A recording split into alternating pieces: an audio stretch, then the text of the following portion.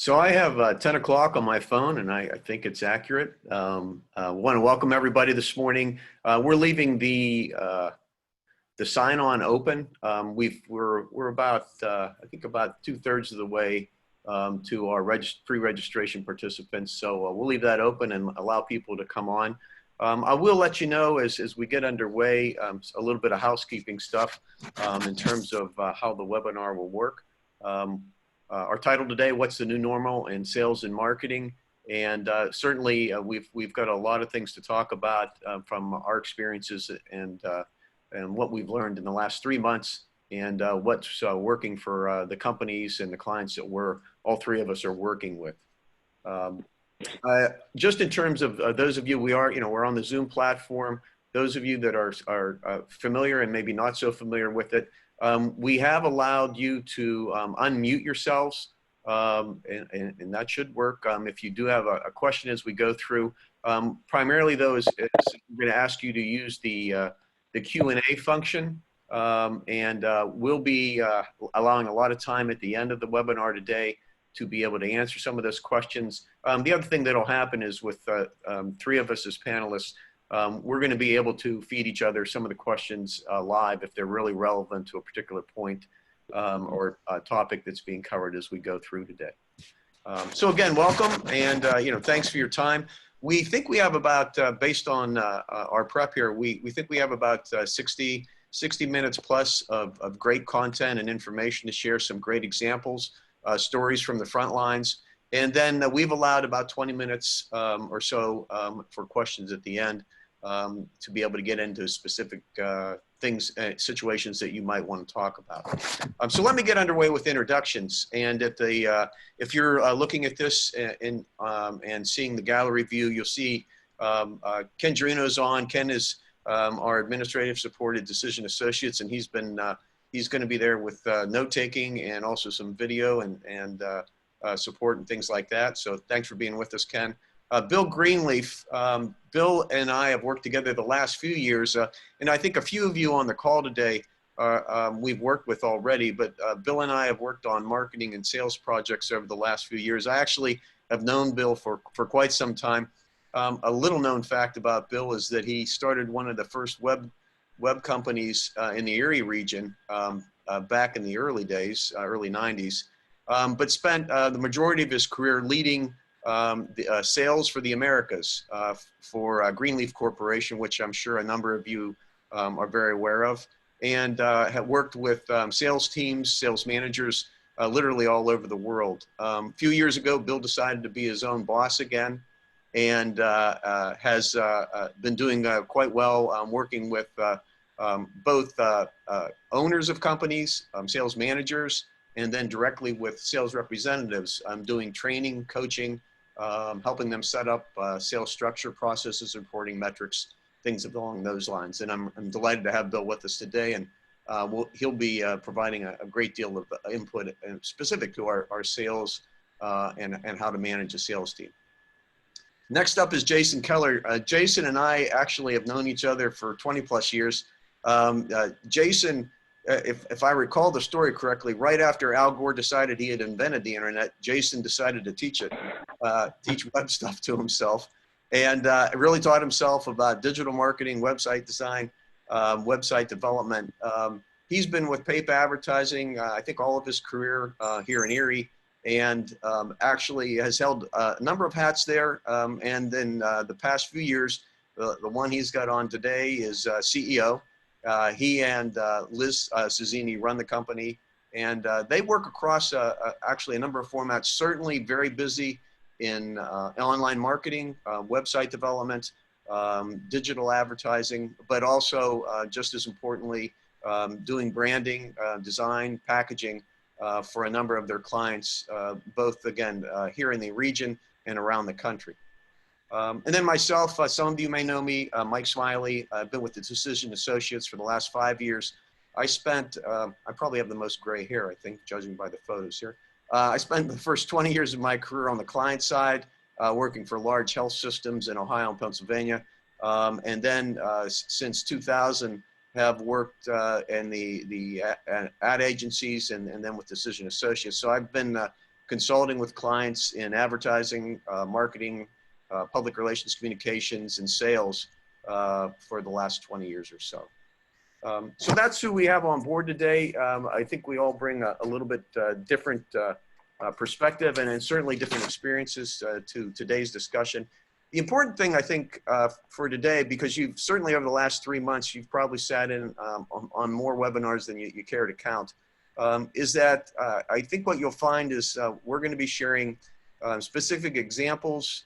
Certainly, you know, what I tell you is that we've all been very busy.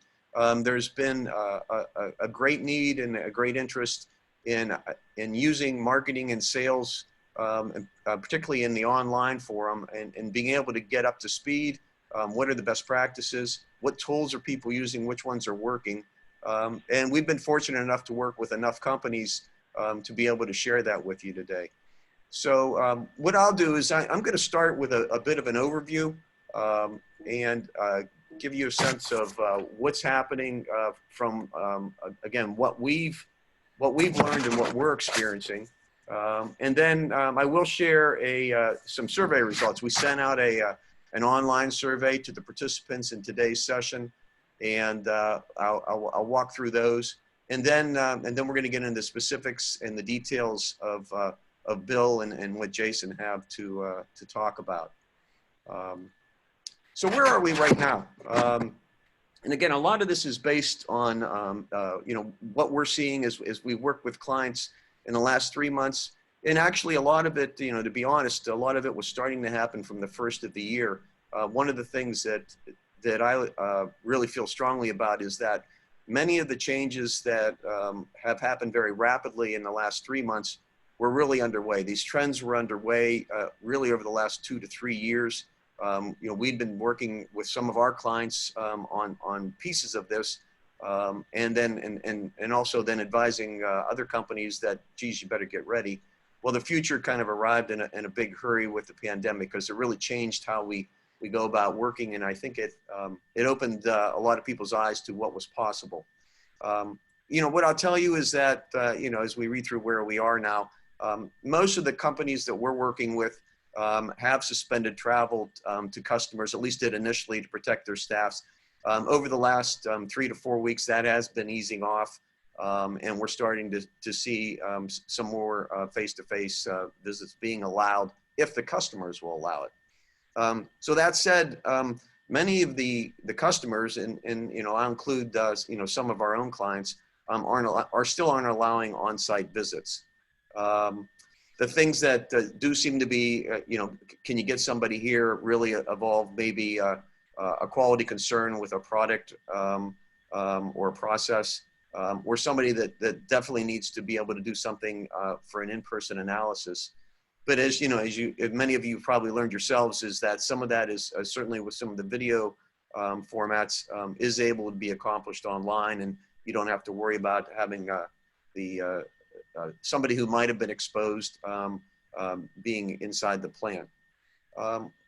Interestingly, and this happened, I think just 2 or 3 weeks ago, Bill and I were talking, working with an individual he was working with on a coaching basis. The gentleman, I think, lined up a whole week of in-person sales, and kind of surprised himself, etc. So there are some you know, some anomalies where somebody is getting in and getting face-to-face. Certainly they're masking up and following protocols, but those opportunities are starting to arise. And you know, as we go through today, I think you'll start to hear some insights of whether that's going to return or not. Our opinion, I think, is going to be that it's going to be a mix, that there's going to be some up and downs in the midst of that. The other thing I talk about, I have the bullet here: sales technology use is increasing quickly. So, you know, as we talk to the companies and the clients that we're working with, salespeople in the office is that's a change. They're out of their rhythm, they're out of their comfort zones. So there's more phone calls. Certainly, there seems to be a growing reliance on email. There's a bit more online research that they're conducting. And even some more social media activity, primarily LinkedIn, etc. There's a way to manage that. There's a way to measure that, and we're going to be talking about that today. And then the final point that I'd make here in terms of where we are now, what we're hearing anecdotally, is that roles are changing. So, your sales team, certainly your lead sales professionals used to being out and about, traveling, getting to customers, getting in with customers, even cold calling around the country as they make their visits. As they're back in the office or working from home, they're conducting meetings like this, and with their own internal teams. And what we're seeing is that roles of sales and the estimating team, customer service team, and even the marketing staff are starting to, I guess, gel a little bit. There's a great bit of overlap, and I think a lot of that is being driven from the customer's perspective of what they're expecting of a very well-informed team, and whoever they need to talk to is going to have the same amount of information. So that's, again, I wanted to share that. That's really kind of a quick sense of anecdotally what we're hearing as we've been working with companies over the last few months. So let's take a look at some of these questions that we asked. And again, these answers represent the participants, those who answered the survey, and I think give us a real nice snapshot of where all of you are at who are on the call today, the webinar today. So are you currently permitted to conduct in-person sales calls? And the 70%, the overwhelming majority, yeah, they're saying, yeah, if you can get out the door and a customer is okay with you coming in, please do so. Well, we do have the smaller percentage of 30% saying that no, they're not being allowed right now. And the companies that I know that I've worked with, and Bill and Jason, I don't know if you've had anything else anybody else you talk to, but I think that's really from a safety standpoint. I think Bill, you brought up the standpoint that there are certainly people that have immune challenges and things like that. That some of them, or if they're an older sales representative. For sure, Mike. Yeah, myself included in that respect, at least in one of those respects. Yeah, that's certainly, I've heard that from the people I've been working with over the past couple of months. Some of them that do have underlying conditions are concerned about when and if they are able to visit customers again, how safe they will be and how comfortable they will feel as a sales professional going into those places. That definitely is a concern that managers need to be aware of with their staff. Yeah, and those of you, I think Elizabeth Sapola is on our call here today with us from Decision Associates, and she's just wrapped I think 10 weeks of Ask HR, and I believe that certainly they've talked a lot about other employees, but with salespeople, you've got some different challenges because their job is going out and meeting with customers. So I think that certainly when it comes to specific issues or concerns regarding salespeople and those sales staff that don't want to go out, you probably need to find out what's allowed, what's not allowed, and what are the best ways to handle that. So we did ask as a follow-up to the first question. Again, this is a survey of people that are participating in today's webinar. We asked them what percentage of customers are allowing on-site visits. So I'll explain explain our percentages here. Of those that answered, the greatest percentage said only about 25% of their customers are allowing them in the door. So again, while you may be ready to go out and visit customers and get face-to-face with them and probably very anxious to do so, many companies are being very cautious. And then you'll see the two smaller percentages. About 14% of you said that half of your customers or prospects are letting you in the door. And then we did have, about 14% as well say that there weren't really any restrictions that you were seeing, that all of your customers were letting you in. This one's not surprising at all, I don't think, for any of us. Are you currently conducting online sales presentations? And yeah, yes, nearly 80% of you are. I guess it's, I'm surprised that it's not upwards of 95%. But perhaps that's related to some of the roles that folks have that answered the survey. So we asked what platforms folks were using, and we'll dig a little bit deeper into this later on today. I think both Bill and Jason will be touching on this, because you'll see that the percentages obviously don't add up to 100. And what we allowed people to do was, if they were using more than one platform, to indicate that as well. So you'll see that Microsoft Teams, that platform is being used by the largest percentage of folks, followed by Zoom. And then GoToMeeting and Skype for Business, capturing smaller percentages there. Our sense, and both Bill and Jason will touch a little bit more on this later, is that you're probably going to need to master, or at least be very proficient with at least these 4 leading platforms and maybe a few others. And again, there's some specifics that you'll need to keep in mind, and I'll let those guys dig a little deeper into that as we get further along here this morning. We did ask the question about lead generation software, and the reason that we brought this up is that many salespeople, sales teams are used to, by virtue of their contact with customers and certainly being able to get on site with prospects, they're able to get to the people that they want. With more time in the office, not being allowed out, having more time to do research on potential business opportunities, we were curious if folks were using. There's literally hundreds of lead generation software platforms out there.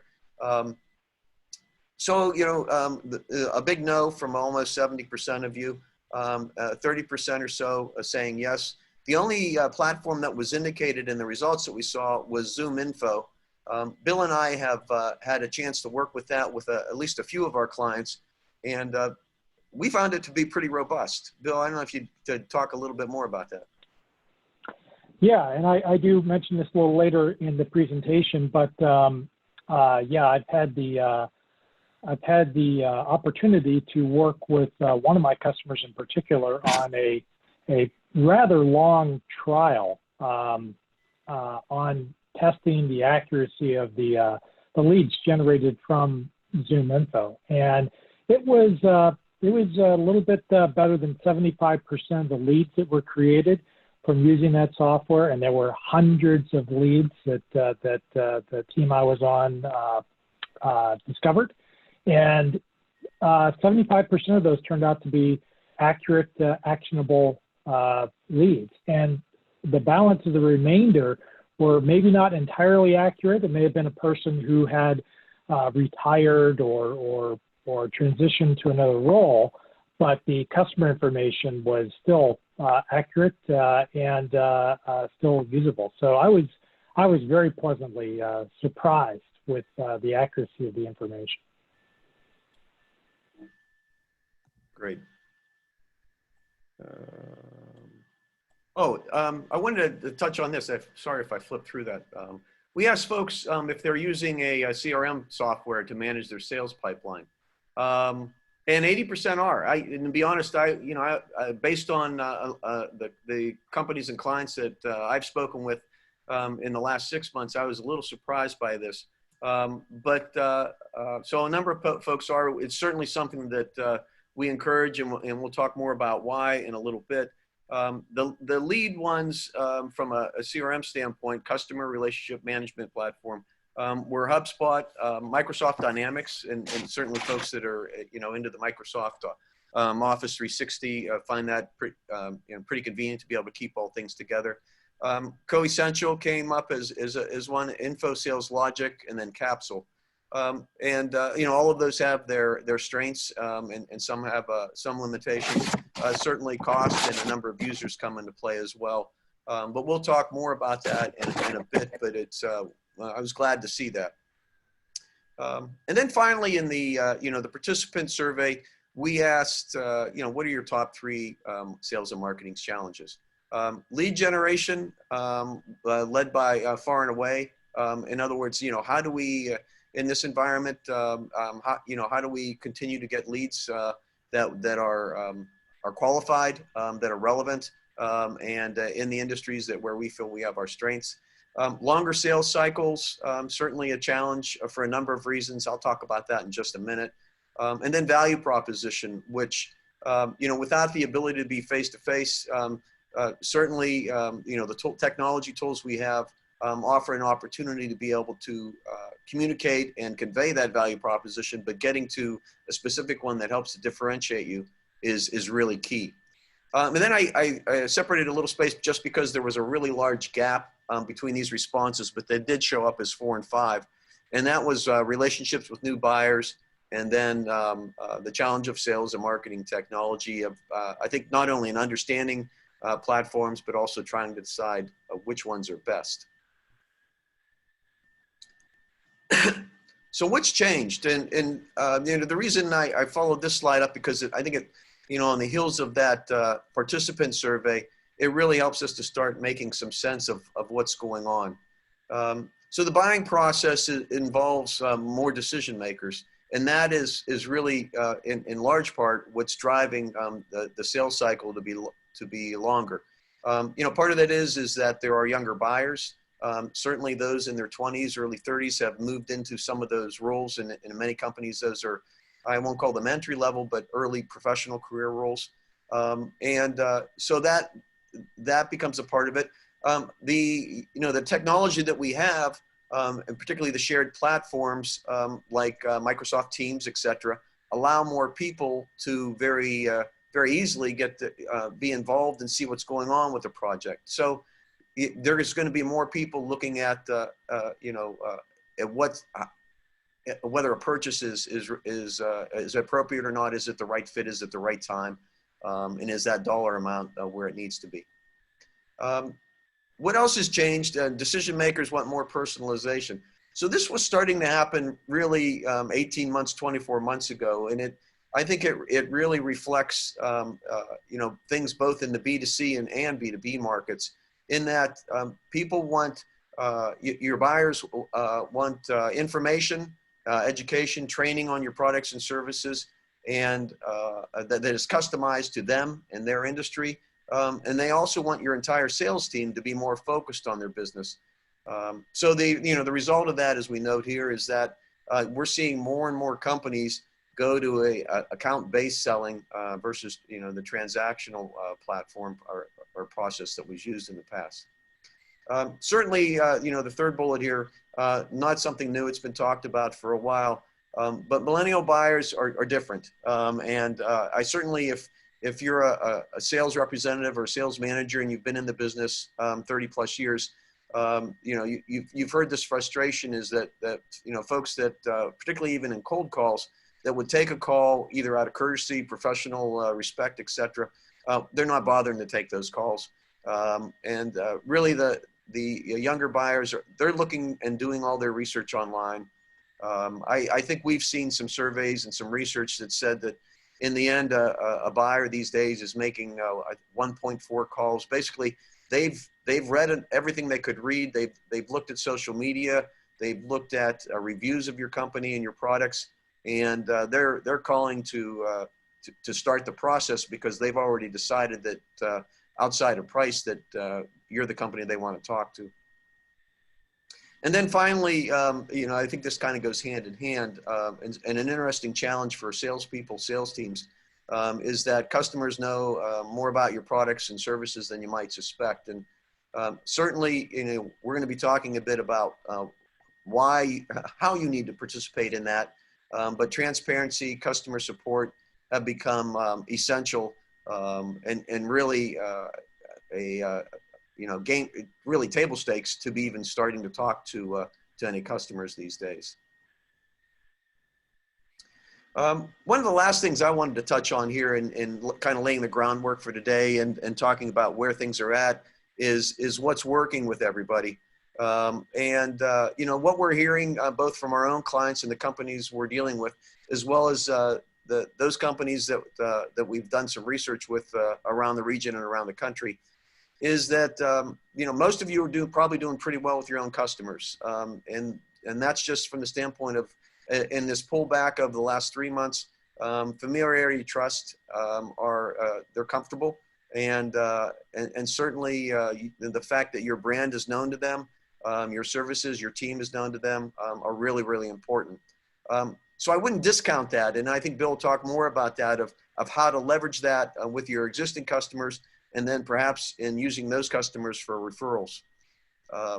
That said, we certainly have found both anecdotally and as we reached out and done some research that prospective buyers are willing to consider new sources, but they're going to do it on their own time, on their own terms. And that's really gets to that whole equation of your website, your digital footprint, and more. And Jason will dig deep into that. A big thing here, the transition from observational selling to interrogative selling. So interestingly, you as a salesperson, you used to be able to go into a prospect, whether it's a cold call or a warm call, you're able to walk the floor.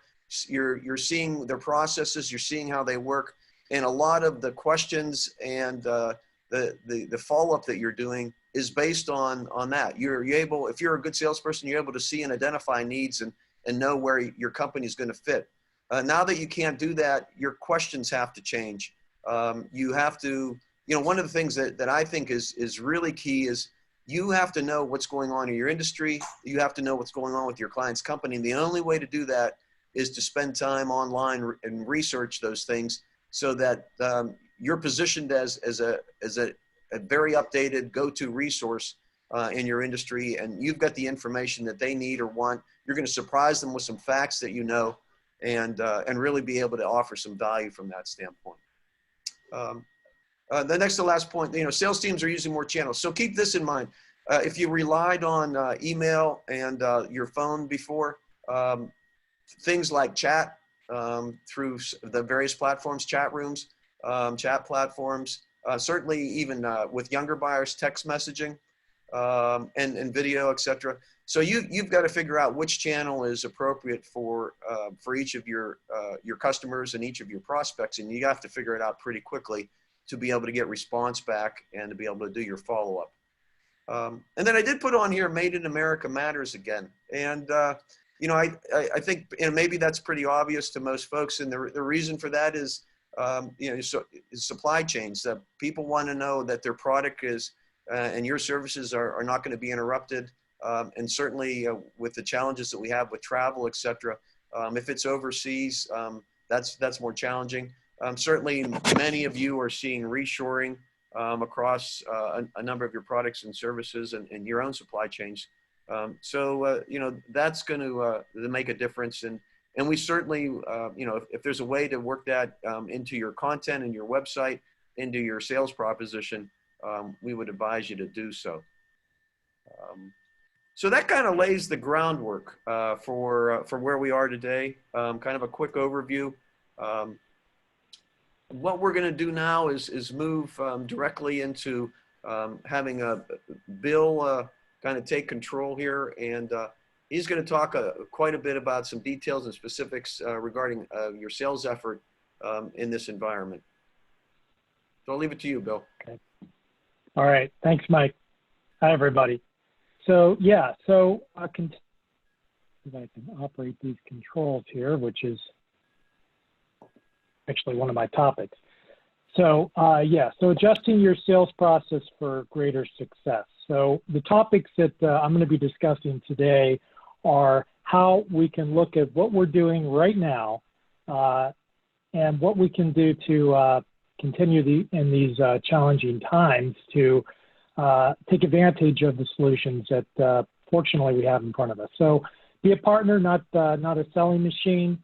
That's our first session today. So this is something that I've talked about with salespeople for many years, and that is that we really need to remember that when we're talking with our customers, we're not out to try and sell them something. We're out to help them with their problems and to find a solution to their challenges. So that is more important now than ever.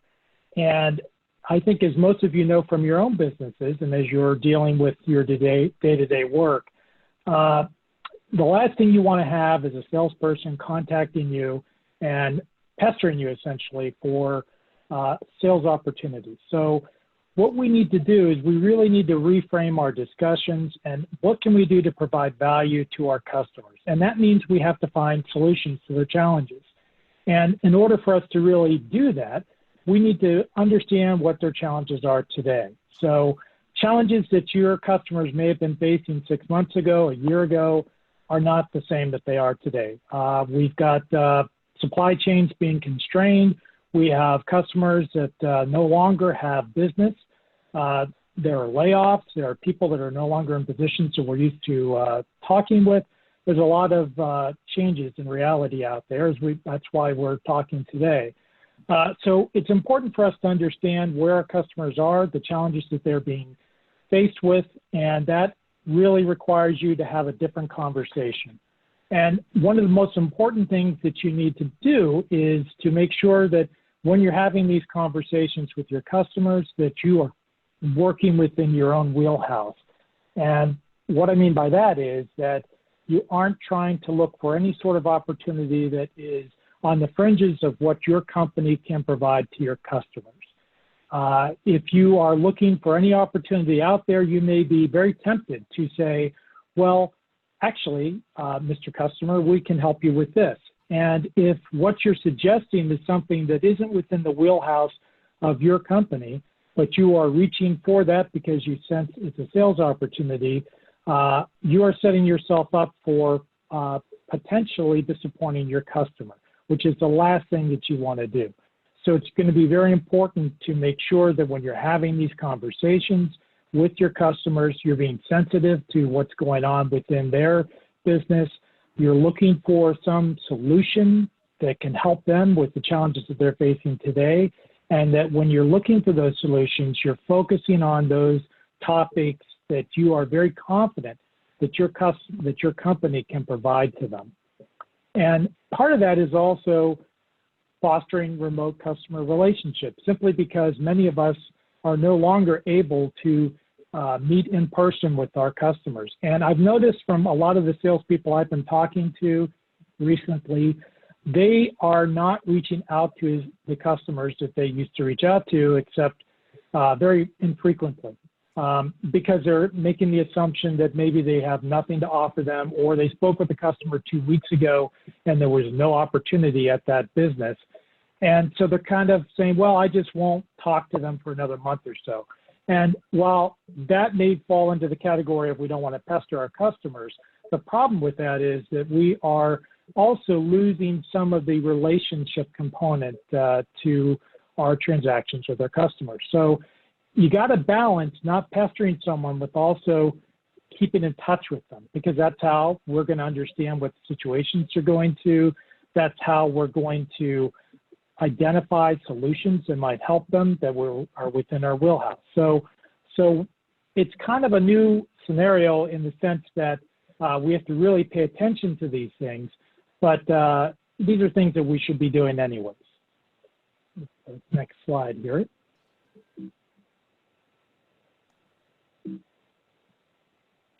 Okay. We talked a little bit about in the survey results, digital prospecting, and as I mentioned to Mike, I did have a really good opportunity to explore how beneficial Zoom Info is, which I'll get to in another minute.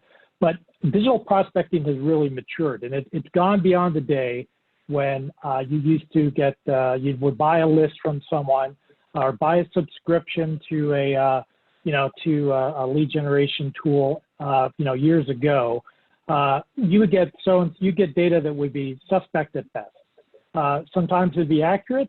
Sometimes it was totally inaccurate, and it really required a lot of vetting in order to take advantage of those lists.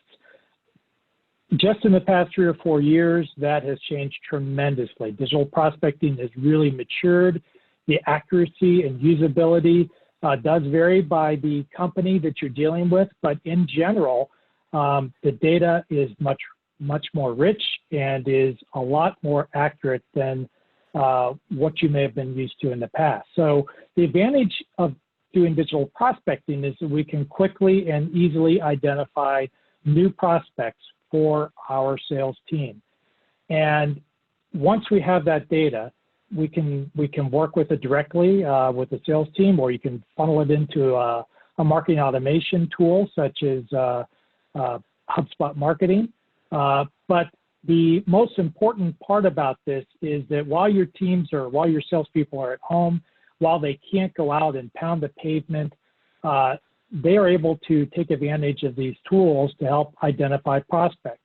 And getting back to some of the challenges we saw in the survey as far as longer sales cycles, those challenges that you're seeing, well, one way to get around longer sales cycles is having more sales activity layered on top of each other, having a broader funnel to begin with, having more prospects to go after. So you have different projects at different stages within that long sales cycle.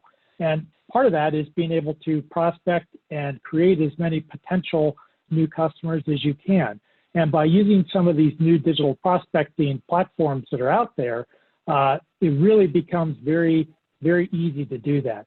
And the data that you're able to search by is very rich. So you can search by SIC code, NAICS codes.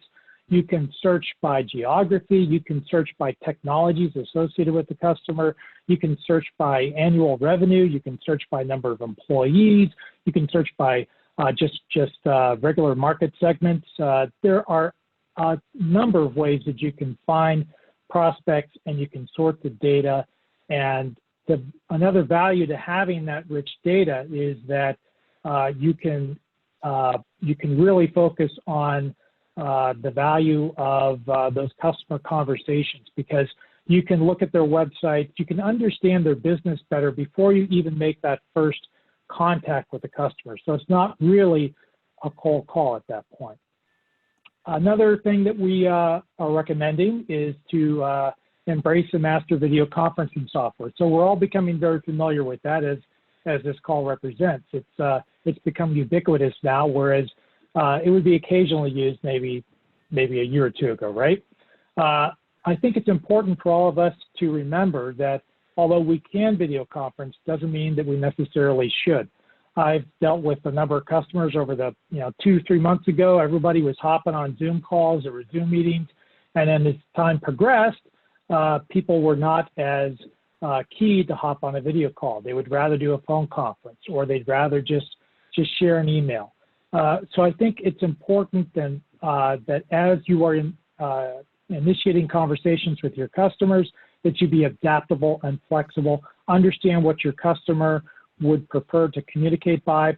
Maybe they want to see you, maybe they want to get on a Zoom call, maybe you want to share a whiteboard, or maybe they would prefer just to have a phone conversation. So really the question to ask yourself is video adding value to this conversation? And going along with that, understand the platforms that your customers are using. You may be very comfortable using Zoom, but maybe your customer prefers to communicate via GoToMeeting, or maybe they want to communicate via Google Hangout. So it's kind of important as a sales professional that you become at least aware of those software platforms. A lot of the controls are pretty common amongst them all, but it's important to at least have some basic familiarity so that if you are being issued a Google Hangouts invitation by a customer, you understand how to use that software. And you should, at the very minimum, download it and have it at the ready so that when it comes time for that meeting, you're not that person that is the last to join because you haven't downloaded and installed the software ahead of time. No, just a footnote there is, what occurs to me is, as sales professionals, you're always looking for some way to establish a commonality or a connection with the customer. And if that is through teaching your customer how to use a video platform, that very well may be a way in. So if you can adapt or develop some proficiency in a platform, and you know that you've got a particular customer who could use it either internally with their own team or with their customers, your ability to show them how to do it, that expertise would have some value, and it allows you to have be a little bit deeper in the relationship with them. It's an excellent point, Mike. Yeah, absolutely. That'd be a great way to help share some knowledge and help your customer understand that you're a person that can bring value to your relationship. Next slide here.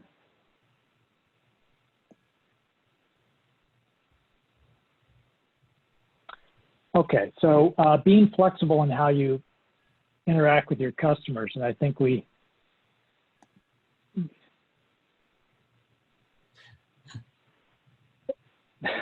I'm proving my point here on There we go. interacting with the software. There we go. Okay.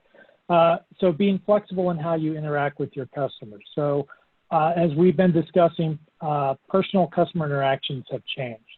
And as a sales professional today, you must be able to interact digitally. And I've worked with a lot of people, older salespeople, I have to say, but some younger ones as well, that are either reluctant to embrace digital interactions or outright just don't feel comfortable doing so.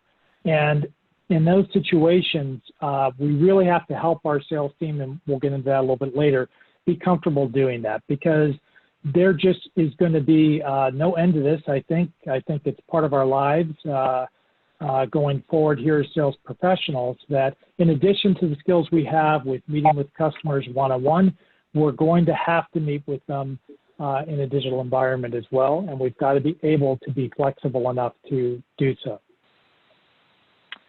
Seem to be Mike, can you back us up a slide here? Here we go. Okay. Sorry. That's all right. But we also have to be flexible, because not all customers have visit restrictions. So there are going to be occasions when you are going to be able to make a visit into a customer. But one thing you need to remind yourself and ask yourself is it necessary for me to be there? And that is going to be a very important question on almost every occasion to ask, because you have to understand that your customer may allow you in there, but if all you're doing is going in to say hello, a meet and greet, how are things going, because you've been trapped behind your desk for the past 2 or 3 months, your customer may be allowing you to come in. They have jumped through a lot of hoops to let you come into this place. And if you're bringing nothing of value, and you're wasting their time. If it's something that can be accomplished via phone call or via a video conferencing meeting or an email, you really need to be sensitive to your customer's time and take advantage of that and do it that way, because you can. And at the same time, it's wasting your time as well. I was dealing with a sales guy a couple of weeks ago. He had managed to string up a couple of visits, and he ended up meeting with people in parking lots or in the lobby, and he felt really good because he was able to get out in front of them. And my question to him was, well, how much time did that take? And it took a better part of a day. And the conversations that he had, while it was good for him to be in front of people, really didn't move the ball for his customer or for himself. And basically, it was something he probably could have accomplished within half an hour on the phone. So there is the potential to waste both your time and your customer's time by making a visit. So you just got to be very smart on how to do that. The other thing is you need to understand and respect your customer's visit requirements. These are changing daily, and it's also based upon geographic region as well. I was talking to someone who was planning to make a trip up to Maine to see some customers, but at that time, and my goodness, it could have changed by now, but Maine and Vermont and New Hampshire still had their 14-day quarantine for anyone coming into the state. So if he made that trip, he would have to quarantine himself for 14 days before technically he'd be allowed to go visit his customer, which is impractical. So those are things that we're going to be dealing with, more like a rolling blackout, if you will. I think going forward here, there's going to be visitation rules that are changing not just by customers, but based on counties and states and geographic regions as well. So those are things you have to understand. Plus, some customers are going to require you to potentially, you're going to have to wear your mask the whole time you're there. They may have limits on where you're allowed to be within their company. So if you're a person that's used to going out on the shop floor and you're visiting a customer that does not allow visitors to be on the shop floor, but will allow you in the conference room, again, is that really worth your time? Is it worth your customer's time? Is there another way for you to achieve your objective? So things to think about. Your method of travel may matter as well. There have been customers that are very sensitive to allowing people to travel by air and through airports that are coming to visit them. And they would prefer those people not visit. So you have to be aware of those, your method of travel as well. And potential liability is an issue that I think we all need to be thinking about going forward. As Mike asked me earlier, I have talked to some sales guys that basically have said, listen, I have underlying conditions. I'm very worried about if I go into that customer of mine in Texas, and I know that this place is, they're not requiring masking right now, and the area is spiking. I'm very concerned about doing that. What sort of liability does that have? Now, I think Elizabeth, you had some stories that you could share around this. Sure, absolutely. So, just wanted to share a couple little scenarios that I have either personally encountered or was made aware of from a client. And the first I'll start with is a scenario that occurred directly to me. And that involved a particular client who was rather frustrated and very disappointed and vocal about that when we had to conduct the business that we had scheduled, when we had to conduct that virtually versus in person. And I think it's just really important to keep in mind that there's also some political undertones related to everything that's happening, and you don't know, nor is it appropriate to discuss, where your client or customer falls in terms of their feelings on either how rigid or how lax they perceive everything as being related to having to do things virtually versus in person. So I just like to share that because in this particular scenario, we actually ended up needing to, well, we decided to handle it by, adjusting the fee or the price for the particular service that we were providing. And I'm just throwing that out there because, again, even though you might think, oh, everybody is going to embrace this, that may not necessarily be the case. The other scenario that I just wanted to throw out there was actually shared with me by someone who works in the sales profession. And he was explaining how when he and his team, so he's a sales executive, when he and his team were attempting to schedule in-person meetings, there was one rather large client who only allowed them to come on site if they could provide documented evidence, which would include the actual car rental receipt showing that they drove there versus flying. And also, they had to sign off saying that they didn't stop off in certain hotspot zones prior to going there. So again, just wanted to throw that out there as things that are important to be mindful of. And you don't know the comfort level of the people with whom you're meeting. One really good practice that I'd throw out there you might want to consider is asking your customer, and I'm sure many of you are already doing this, but ask your customer, ask your client, hey, would you prefer to meet virtually? Would you prefer to meet over the phone? Would you prefer to try to coordinate a meeting in person? And really be respectful to their wishes as well. Did you want me to speak from a compliance perspective about any of it, though? Yeah, if you wouldn't mind. Sure. Okay, I'd be happy to do that. One thing I would caution you about is if you are going to be, if you feel it's absolutely necessary to conduct the sales visit or the sales call in person, it's going to be very important that you do that in such a way that is compliant with federal, state, and local orders. And also, you're going to want to make sure that you follow whatever guidance and advice, which, as Bill and Mike said earlier, changes on the daily. You're going to want to make sure that you're also following the advice, for example, the CDC or any other public health authorities regarding what it is you need to do. One thing that I'm also going to throw out there is the importance of, as an employer, making sure there are detailed policies on what the expectations are, what measures should be taken to ensure safety, not only of yourself, of course, but of your customer. And God forbid something should happen and somebody becomes symptomatic, there also needs to be policies regarding how to address and handle that before it happens. So I'm just throwing that out there, because you definitely don't want to just say, okay, yep, I'm going to go. There are a lot of things you want to think about and educate yourself on related to everything I just listed before setting out on the road to do so. Thank you, Elizabeth. Sure.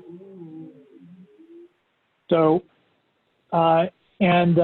that's why it's really important now more than ever that if your sales team are traveling, or if you're a salesperson planning to travel, you should follow through with travel approval requests, pre-call reports. Standard reporting is very important. Number one, in general, it's a wonderful thing to do, because you are then prioritizing every trip. You are looking at what's the business potential here, what's the dollar potential, why am I going, could this meeting be achieved by another means, whether that be a video conference or a phone call. You're also looking at who you're talking with, what is the objective of the discussion, what's the current business volume with that customer, what's the potential volume, what are the visitation requirements for that customer's facility or the region where we're going. And those are questions that in general are good to be asking, or asking of your sales force to provide to you if you're a sales leader, business owner, just so you know that the trip is something that can be justified. And so you know that there is an objective to the visit, and what is the dollar potential. And so you're very certain that this is something worth doing. So in general, that's what we should be doing, but it's more important now than ever. And one other thing I'd like to mention about travel, I was talking to another salesperson a week or so ago, and he's planning the trip, and he said, my problem is I'm not sure where I'm going to be able to stay because I'm not sure really what hotels are open. I'm not sure what hotels I'm going to be comfortable staying at. And so outside of taking an RV with me, I'm not sure exactly how to do that. And that's another consideration for salespeople that do travel regularly and do stay in hotels is where are they going to be staying? So, and eating as well. So just some other considerations that we need to be mindful of during this pandemic. Bill, just to cap those last couple of slides and your comments there, I think that particularly for owners and sales managers, and I think most of the companies that are on the call today have, they have fairly small sales teams, et cetera. I think we all try and, trust the professionalism and respect what our sales teams do. But just a good habit of what is the return on investment, from, making the calls from the office versus going out on site to tracking and really providing, I won't say justification, but, what is this, if we are going to travel, what's it going to yield, and how do we track the value of that visit? Just good habits that I think probably should have been in place, and the pandemic brings the opportunity to reassess where we're at, and maybe put a new process in place that's going to be very helpful and make us more efficient, more cost effective in our sales and marketing efforts. Right. Unfortunately, there are some salespeople that like to be professional travelers, and they will just go to places to go to places. And this is one of the ways that you can make sure that the places that they're going are places that have value to your company and meaning for the customer that they're going to be taking a portion of their day from. So managing your sales teams. Obviously, this has been an unprecedented year for the global economy. I've been talking to many customers, former customers of mine from my previous career, people from all over the Americas and in Europe, and it's just been well, as we all know, it's been an unprecedented year. I think a lot of companies are lagging the effect of the shutdown. I think that we're going to continue to see a lot of mayhem going forward here over the next, the rest of this year for sure and into next year. So I think it's going to be very important for all of us to ask ourselves, as we're managing sales teams, do we double down on our sales plan targets? Do we modify our expectations for our teams? Are we going to be adjusting our key performance indicators? We probably should. Are we going to be retasking our internal resources to help with prospecting? How are we going to be managing the people we have to create better opportunities for our company going forward? And I have to say that, I've been talking to a lot of salespeople that over the past couple of months have been, really a lot of them have been on the verge of depression because they're trapped behind their desks. They can't get in to see customers. What was looking to be a phenomenal year for them is suddenly looking to be the worst year ever. And they feel like they are unable to go out and do anything about it.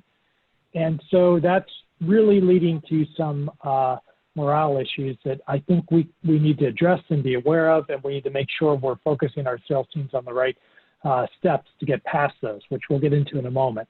So one of the most important things to understand when managing your sales team is you got to understand where you're at. You got to understand the data that drives success for your business, and you need to know how your sales teams are functioning. So standard reporting is more important now than ever as far as knowing what your pipeline is, what your pipeline projects are, what are the likelihood of success, what is the revenue impact for 2020 compared to 2021, who are we prospecting, what industries are they in, what's the quantity of our prospecting lists looking like these days, who are the conversations our sales teams are having every week, what are we doing as far as our performance to prior year, how are we performing to our sales plan. Those are all things that we still need to understand to have a better idea of where to drive our sales teams going forward. So standard reporting is more important than ever. Our sales teams are really uncertain on how to spend their time. I've talked to many salespeople that said, I don't know what to do with my day. I'm trying to find ways to do my job, but I'm not sure how I can do it. I don't know how I can create a new sale. I don't know where to look for sales. So it's very important to pay attention to that with our sales teams. Realize that, idle sales teams are like idle hands. And we really need to find some reasonable targets and some specific goals for them to work on right now. Prospecting. Again, if you can digitally prospect, that's fantastic. I think you'll get a lot of benefit from that.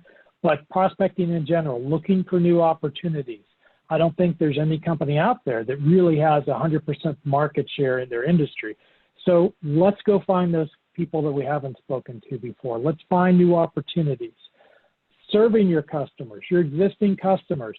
Right now, customers don't want to be pestered with sales calls, but it's important to keep in touch with them. It's important to see if there's some value that you can provide to them, some way that you can help them. And that may not be selling what your company has to offer. That may be providing information to them, as Mike mentioned, about helping them maybe understand how to use a video conferencing software. But it could be some market research information pertaining to your customer's industry that you have, that you could provide to them. It could be just hearing about another opportunity for their business. It could be just sharing some information regarding the latest tooling that's come out for a certain operation. It could be a number of things that you're just touching base with your customer, asking them, hey, how are things going? What are you hearing? And by the way, I found this that you may find interesting. Having your sales teams focus on maintaining relationships by having meaningful conversations is really a wonderful way to keep in touch with those customers and then be ready when those opportunities present themselves. And I think it's important to look at self-improvement too right now. I know the sales guy I was talking to in Europe that, again, he's locked down. He's not able to visit his customers, but his customers are still, they're still doing work. So he took it upon himself to get a light CAD/CAM package, learn how to use it, you know, to the best of his ability, so that he could then do some demonstrations of how his products could help his customers' products. And so he then started doing some whiteboard, PowerPoint presentations, and using his CAD/CAM software they learned how to use, was able to actually start creating some sales because he couldn't be there to demonstrate his product. He could do a computer aided design animation of that product at work on his customer's part. So learning new tricks while you're in this situation is a value. And so this is a great time to assess your sales team's strength. You could just look at a 9-block sales performance assessment, a simple tool. You've got a grid of 9 blocks rating those things that are meaningful to your team members. So sales skill versus technical competence is an example. Where do your teams rate? How do they rate technically, and how do they rate on their sales skills? And put everyone on that block, and where you see they lie, figure out, okay, what can I do to help someone maybe coach up their sales skills? What can I do to help them build their technical skills? So while your sales teams have time and while they're wondering what to do with their day, learning new skills, learning more about your products, those are all things that we can do now. Coaching them on sales skills, sending them, getting some books to read, those are all things we can do now to help make our team stronger as we start to recover from this situation. Hey, Bill. And the whole idea here is, yeah, Mike.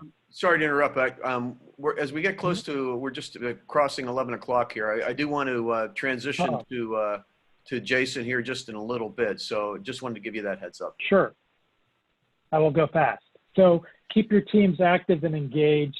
That's one way to help your teams not only maximize what they're doing today, but to get them past some of their own concerns about their own job performance. We mentioned also training your teams to operate digitally. Those are things that are very important now so they can be able to be flexible and balanced in how you interact with your customers going forward. And again, don't let your sales team pester your customers. Customers are responding better right now to support than they are to sales pitches, which I would argue is always the case. One last thing I think is very important is to be aware of a couple of things. Be alert. A lot of the older salespeople I've been talking to right now are really having trouble adopting some of these newer technologies. They may need more help and more coaching than a younger person would. That's just the reality. Sales team members, also I've talked to a lot of people, good talented salespeople. They have another few years left in the tank here, but they're thinking, you know what, maybe now's the time to take an early retirement, which is something you need to be aware of and keep your eye open for because you don't want to lose some good talent at a time when you may need them the most. Newer team members may also be, I've talked to some people that are thinking maybe sales isn't the career I want to be in because things are so difficult now. They're keeping their eyes open for other opportunities when they become available. Those are things you need to be aware of with your team. So keep them active and engaged, train them, work with them, modify their goals so that they're maybe a little bit easier to achieve this year so they still feel like they've got a chance to win. And at the same time, make sure you're logging all those prospects, all your customer interactions, because if you do have a team member that leaves, you don't want all of their activity, all their contact information to walk out the door with them. You want to make sure you have that information so someone else can pick up the ball if someone does depart. Yeah, just a quick comment there. I mean, there's so many companies that we've worked with through the years where they have a lead sales dog and the CRM is up here in their head, and the loss of that person in a unexpected fashion would certainly have that walk out the door. So I think it goes back to the discussion we had about CRMs and the value of them. Right. And getting down to my last slide here. So on the flip side of that, there could be a lot of excellent sales talent available. There are a lot of places that unfortunately have laid off their sales teams. There could be some very, very talented sales professionals out there available. I know this isn't the time most people want to make a, increase their payroll, but you might be able to latch on to someone that otherwise you would not have the opportunity to lure away from their present career. So it's a good idea to keep your networks connected and keep your eyes open for some of those people. And the last thing I have to say is look for silver linings. This is the time to increase your skill set, position yourself for growth, keep in touch with your customers, prospect to try and find new customers, and look for ways to create new opportunities. Great, Bill.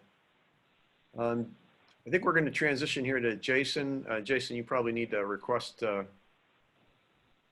take control of the screen there. Yep. There you go. Great.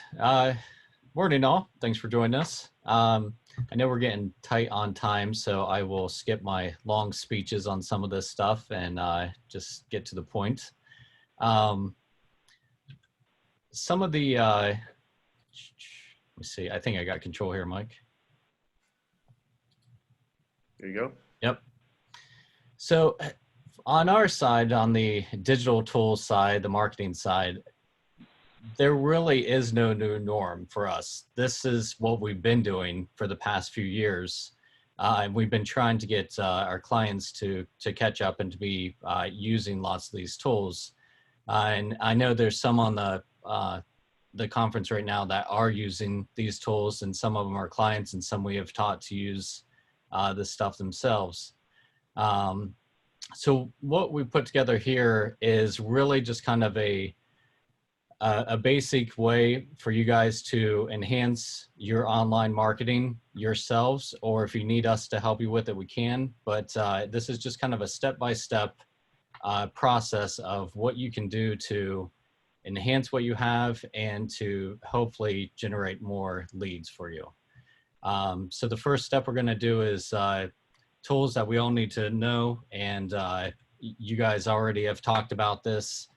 The biggest thing is everyone needs to download Zoom, GoToMeeting, Microsoft Teams, and Skype for Business.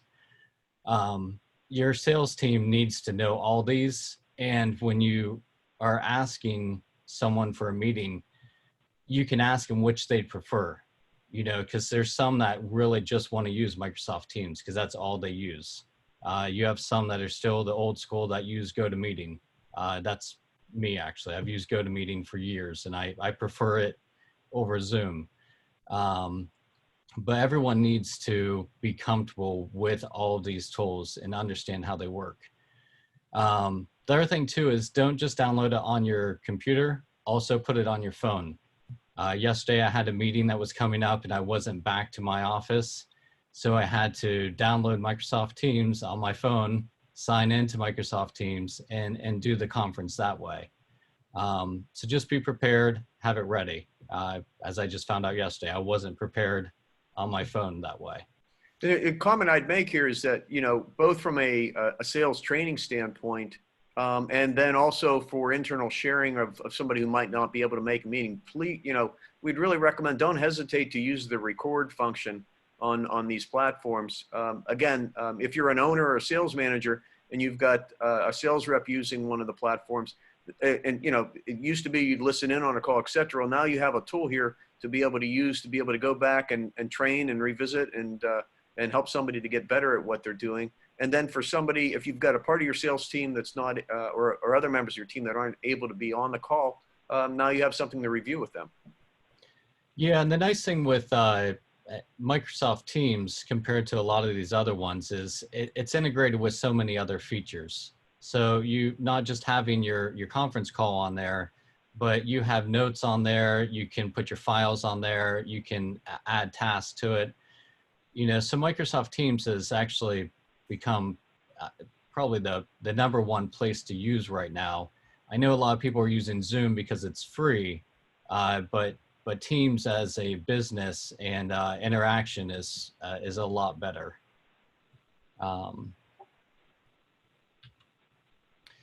So to kind of get into the next steps for you guys to enhance what you have, the first thing to do is to look at your website and to evaluate your website and to see what's performing well on it and what's not performing well on it. There's two softwares out there. One of them is called SEMrush and one of them is called Moz. We prefer using SEMrush over Moz just because it has some more pieces to it. You can go on though and sign up for SEMrush. It's $99 to I think around $200 to have a month. When you sign it up, you put in your website and it has different tools, but one of them is called a site audit tool. And you can run this site audit tool. And as you can see here, this is a current customer of ours. We evaluated their website.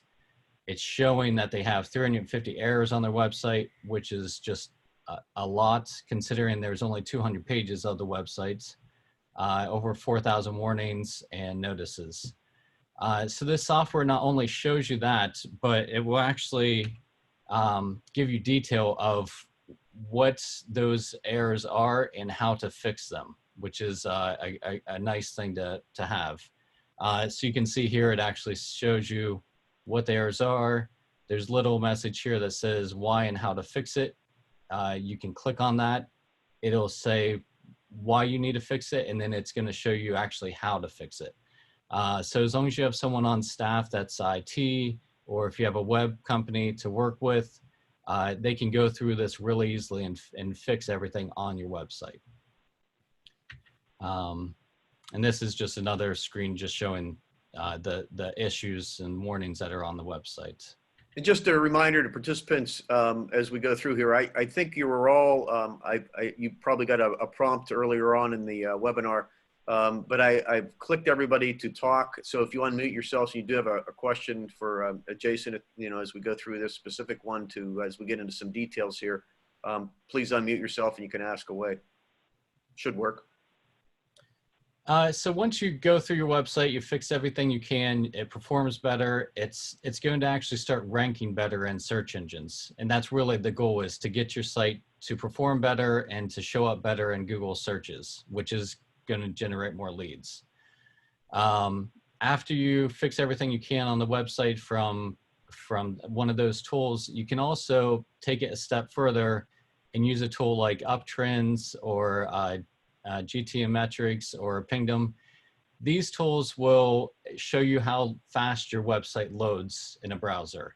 And they'll also then show you what you need to do to fix it. And speed's a really big thing with how Google is going to rank you. If your site takes, 5 seconds to load a page and your competitor takes 1 second, they're going to show up, Google's going to show them up, quicker and better.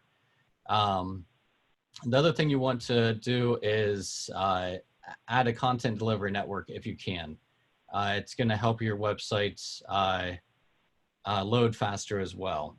And this is just a quick screenshot showing you Uptrends, which is showing you the speed of your website. This website's speed is 68. You want to try to get it up in the 80s, 90s if you can.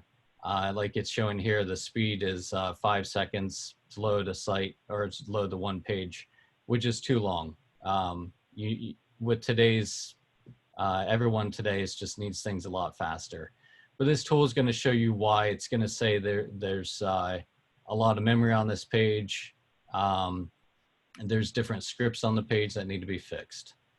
Jason, that's something that they're probably going to need to find a web developer to help them with, or yeah, as long as you have a web developer, and if you have a website, most likely you do, if you have someone that's IT and staff that's taking care of it, they can do it. If you need help with it, we can definitely help you with it as well. But what I'm trying to show here is these are all tools that you can adapt and you can use yourself if you want, or you can hire, someone like us to do it as well. Two of the best content delivery networks that we like, Securi and Cloudflare. One really cool thing with Securi that I like, and we use this on a lot of our clients, it's not just a content delivery network where they're caching your website and they take your website and they put it on different servers throughout the United States or throughout the world, so it loads faster for people. But they also review your website every 4 to 12 hours for any potential malware. So if someone actually was trying to attack your website, put malware on your website, they're reviewing it and making sure that doesn't happen. They also, if it does get malware on it, they actually go in and fix it.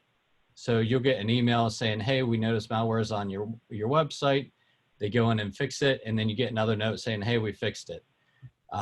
You know, and we've had this happen, you know, it's going to always happen, you know, with websites, but I get notes at midnight from this company saying, hey, we noticed malware's on this website. And by 12:30, I get another note saying, hey, it's fixed. And no one, you know, really even noticed it. It's just a great service of how they take care of it. Cloudflare would do the same, but they just cost more to do it. Secure's just been easier to work with. The next thing after getting your website perform the best that it can, it's going to start ranking better. You're going to want to start to integrate, if you haven't already, integrate your website forms with your CRM system. And with you guys saying that 80% of you are using a CRM system, you can create forms in there and embed them on your website. Or if you're using, say, WordPress as a backend for your CMS system of your website, there's tools to take your forms you currently have and integrate it with the CRM as well. From that, then you can add the CRM, notify whoever on your sales team needs to be notified that there's a new form. The other thing that's coming back, which is funny because we did this about 10 years ago, is live chat. Everyone wanted live chat 10 years ago. They were like, this is the coolest new thing, and no one ever used it. And the biggest reason it failed too was the sales team wasn't in-house to be able to take, you know, to be able to use it. But now your sales team is sitting there in-house a lot more, so they can turn on the live chat feature and be able to talk to people. And in today's day and age, like Mike was saying, a lot of these younger people don't want to actually talk on the phone, but they'll do a live chat now. A lot of these live chats are free services too, so you can add it to your website within just a few minutes and it's active. It's really nice. And that really relates to an earlier comment I made of the evolution of roles. Salespeople that are in the field, sales professionals who've been trained how to soft close, how to hard close, etc. Those types of skills and that type of background may need to also be shared by your customer service people that are sitting in your plant the whole time. Bill, I think you've seen some of that with clients you're working with. Yeah, yeah, and there's certainly an opportunity as well as if they have the time to again help the sales team with prospecting. But certainly there are skill sets that inside salespeople have that a lot of outside salespeople necessarily don't have, as far as using data in conversations and, to your point, Mike, being able to, you know, soft sell and have more of those relationship conversations over the phone. So sharing the skill sets as well as maybe retasking duties amongst your sales and customer service teams is certainly something to consider. Yeah. The next thing on here, and we've noticed a few of you have already done, is creating plant video tours. Since you can't have people come in to the plant and they can't walk around, they can't get a feel for you, just putting up a plant video tour is very helpful. One suggestion though is we've noticed some of the companies doing this right now, but if you can take your videos and split them up and put up, instead of one 10-minute video, split it up into smaller 2-minute videos and give the end user the choice to look at what they want to look at, is going to make it better. And it's also going to give you some research, knowing that you can look at the play views on these videos and see that, okay, we have more people that are interested in this one section of our plant compared to others. And then you can maybe enhance that video down the road and make it even better. You can also do 3D tours if you want to get fancy with it. There's different softwares out there that you can do it. You can actually use your phone on most of them now and create them. You don't have to hire a professional to do these plant tours. But that's a big one. The only big suggestion on that is just split it up so they're smaller chunk videos instead of one big one. This one isn't for everybody, but this past 2-3 months, we've actually found more clients fitting this model than ever before. The biggest thing is to look and see if you can sell part of what you're offering or everything that you're offering online. If you can, set up a simple e-commerce store. If you're running a content, a CMS system right now on your website, you most likely can add a e-commerce addition to it and sell services online. I have a few clients that all they're doing is selling parts. They're not selling really their actual products, but they're just selling parts to support their products. And we have a few clients too that they have some items that they create, say MFG Union City. MFG has a division that's water services, and they have just replacement items that go onto the things that they're selling. They can just have one item that's for sale compared to normally you get a quote because you're building a whole water system, but they can also just put one system up or one piece like a baffle or weirs up for sale and sell it that way. I think that, outside of the obvious that you're moving product online, if you can, if it's appropriate, the other piece of this that I don't think you mentioned is that having a e-commerce helps to drive search optimization. So it helps all other aspects of your website. It does. And some people too can't put an e-commerce system on their sites, or they don't want to yet. Some are doing, still have their rep groups and distributors. But we've have a few clients that are kind of going around that, and they're selling their products on eBay, or not eBay, Amazon. It's interesting to see, they're taking 10% of their products and they're putting it up on Amazon, and it's really working well for them. So there's a lot of different things you can do for the e-commerce side. The next thing that we like to do, and you can do this on your own, but using a tool like SpyFu or SEMrush, you can actually evaluate your competitors' websites and their marketing, their online marketing. So we like to use SpyFu over SEMrush on this part just because it's a little simpler to see what your competitors are doing. But you can go into SpyFu, you can put in your domain name, and then it's going to say, based on yours, here's your competitors and what paid search they're running and the SEO that they're doing. So like this one here, this is showing a customer of ours, Sterling Steam. It's showing that their paid search compared to these other companies, and it shows how these companies are relating in paid search. So this Roth pump has 88 related keywords that they're using in their paid search compared to this Sterling Steam. And you can drill down further. So if you would click on the Roth pump, you can then see not just their paid search, but you can also see their SEO side. So you can see how they're ranking, how many keywords they're ranking for in Google search. You can see the paid search and an idea of how much they're spending a month on paid search, which is really cool. And then how many keywords they're using in paid search. And if you click on that section, you can actually then see the actual paid terms that they're using. You can see a timeline of history of when they were using these and the cost that is associated with it as well. So if you see one of these keyword terms that relates to what you're doing, you can click on it and drill down even further.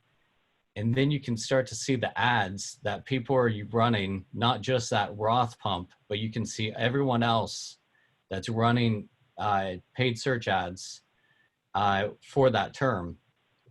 And you can take these, and it's great market research. You can see what other people are doing and then write your ads to be better. So it's a great way to start your campaign or to enhance your campaign if you're running one right now.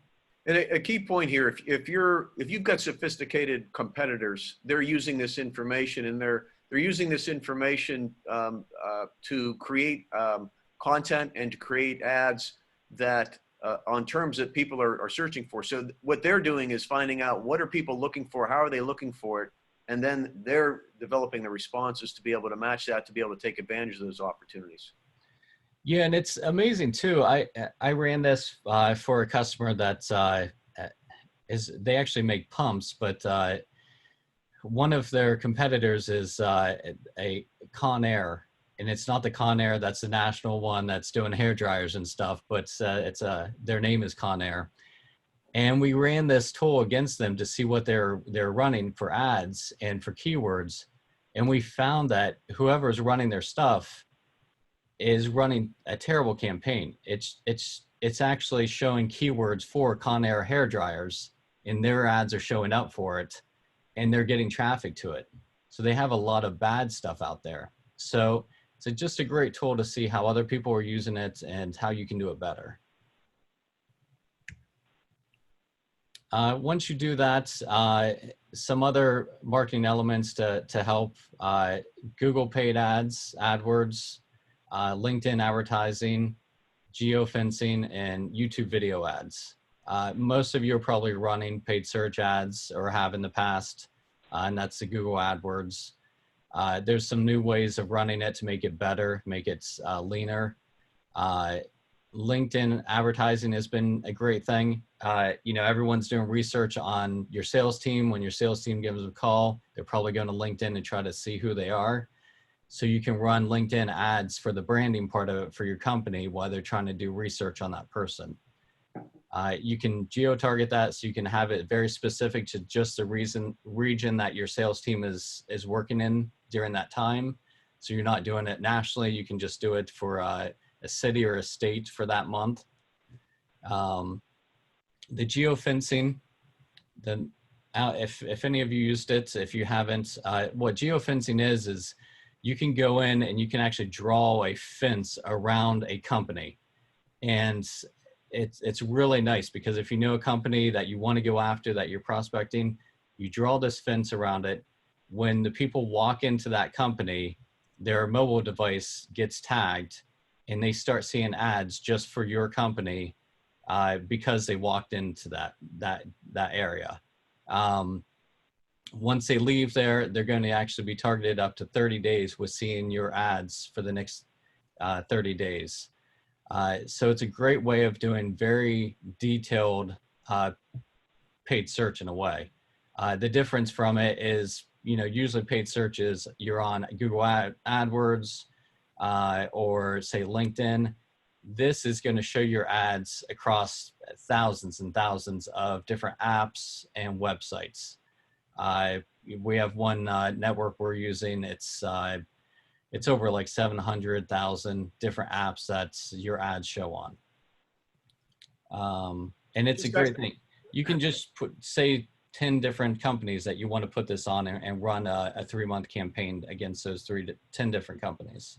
Yeah, I was thinking of an example of a company that we've been working with, Jason, that they've got a customer on the West Coast, and they're looking to upsell further into that company.